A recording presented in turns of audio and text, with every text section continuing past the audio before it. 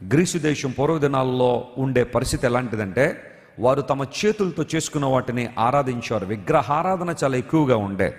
ప్యాంథియిస్టిక్ philosophy ఎక్కువగా గ్రీకులు follow అయ్యేవారు.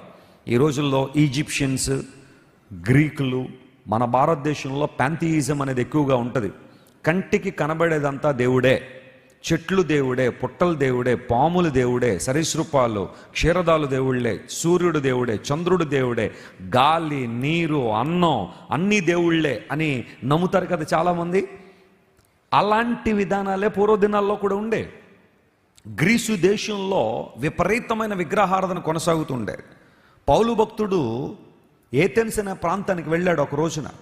గ్రీసు దేశానికి ముఖ్య కేంద్రం.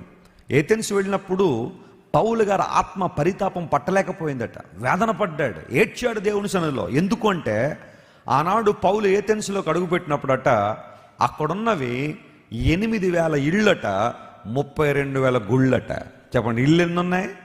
8,000, 8,000 హౌసెస్. గుళ్ళు ఎన్ని ఉన్నాయి? 32,000. అంటే ఒక ఇంటికి ఎన్ని గుళ్ళు అనమాట? 4, 1:4.